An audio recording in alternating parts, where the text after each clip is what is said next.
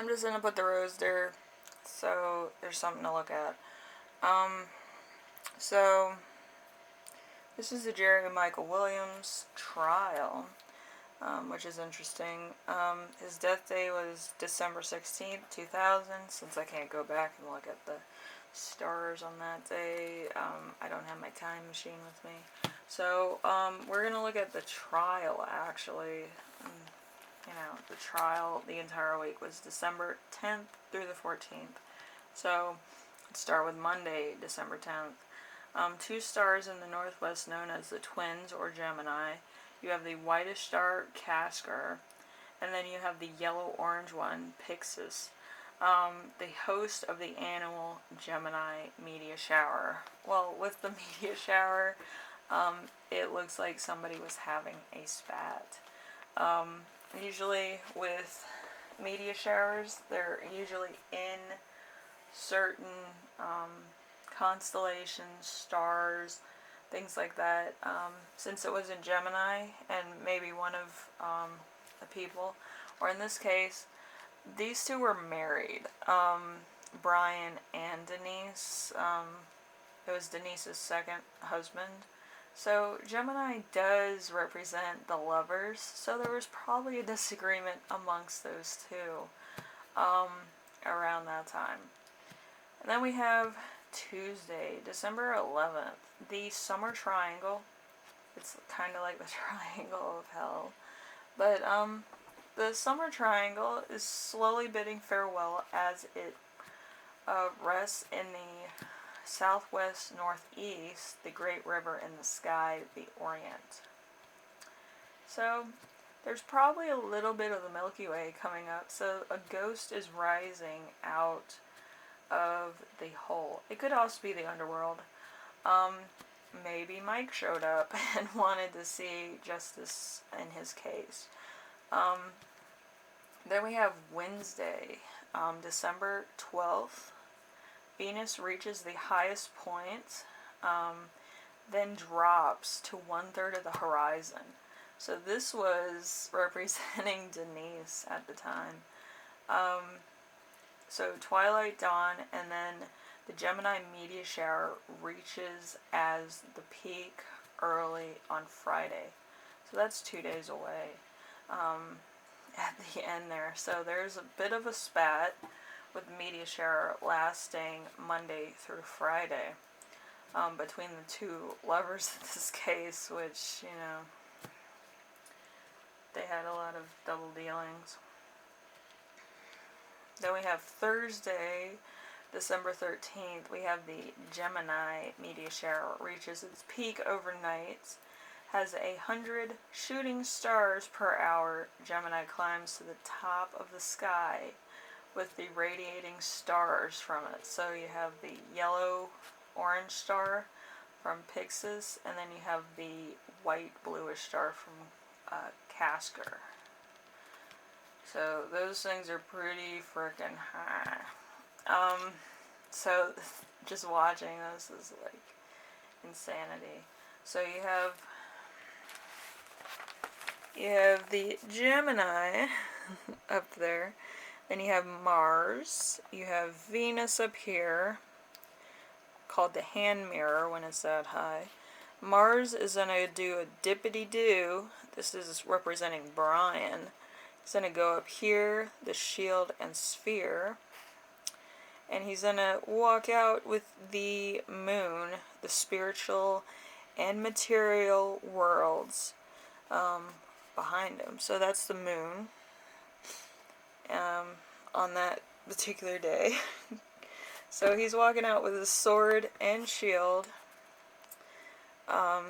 his spiritual and material worlds. So he's going back to the real world. I think he gets released. And then she's over here, the hand mirror, so she's going to have a bit of a reflection time as she goes from here to here. And this is companion or the lovers, because Gemini represents the lovers in tarot. So we have December 14th. Mars teams up with the moon, and they leave. So that's Brian and his, stuff. He's probably leaving. And then we have just a day shy of the first quarter. So it's a little bit that has to go off. So it kind of looks, like that. Like my little picture. Not sure anybody saw that. But yes, we have this going down here. We have this going up here with the moon. And then we have the Gemini that's just going to stay there until, I think, Sunday. But it's like, don't bite the hand that feeds you. And then we have Jerry Williams. Let's do the death day first. It's important not to be greedy when greed get the best of you. When you find yourself thinking what you want more or need more, whether it's money, love, donuts, ask yourself why. And remind yourself that you are already surrounded by your blessings. And then we have the other part of that. There's boundaries and limiting powers that actually are enhanced, often bringing outdated lessons and reality checks to those who need it. As a fair and wise teacher, time will bring its own rewards with perfect timing. So 8 years, and then he got justice. But this was written on the day he passed or went missing. So, And then the trial message that he gives us is there's no such thing as bad publicity. Seeking negative attention will backfire, yes, but sometimes it's better to put the ego in a timeout and be anonymous, especially when it's a bad reputation is the only thing you'll gain by speaking out or having an extreme personality. That is fascinating, but beware of the narcissist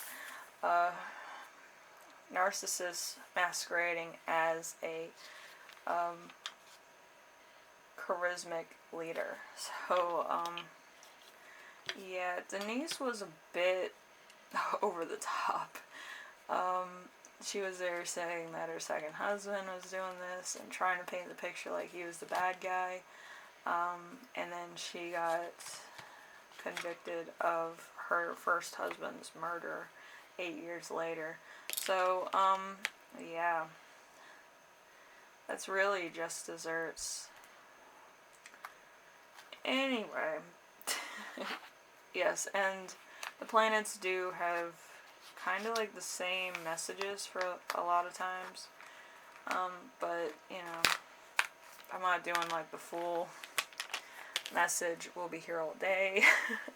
It's like a whole ancient book of just like learning that alone, what exactly each planet has to say in certain categories. But yeah, this is like a very interesting case. For sure, it had everything. So yeah, I do think that when he passed, Gemini was in the sky around that time, and maybe even some of that media shower was coming through. Not at the worst, but probably a little bit here and there. Probably a few shooting stars were around there. But yeah, I mean, in astronomy, certain things mean something different, because you're looking at it differently. With Gemini, it was a spat, that's why there was a media shower, and it was between two lovers, which was Brian and Denise in this case. So they were having an argument, and they were going against each other in a courtroom, which is before probably they were arguing a lot or having a lot of spats, having a lot of disagreements, having a lot of paranoia, especially Denise, I believe.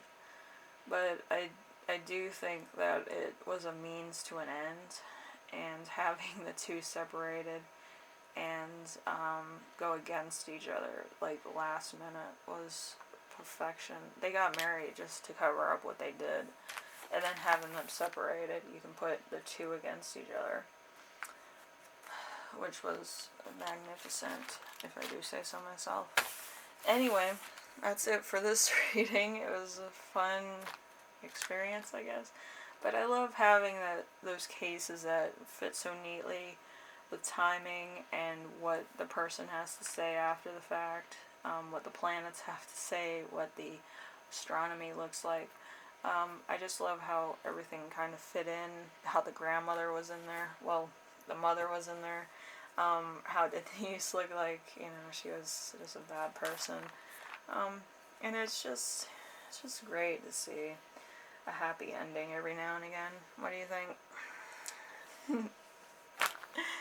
I love doing this. I'm on some Velma Scooby-Doo shit. It's awesome.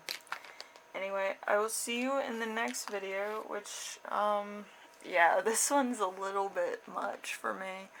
I need a day off after that.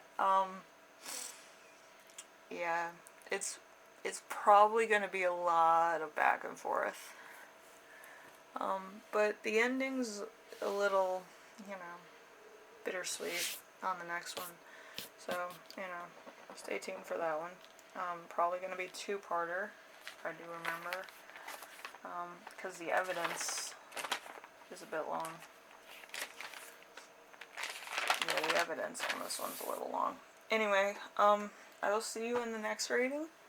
And I hope you liked this reading, which was magnificent. Anyway, bye.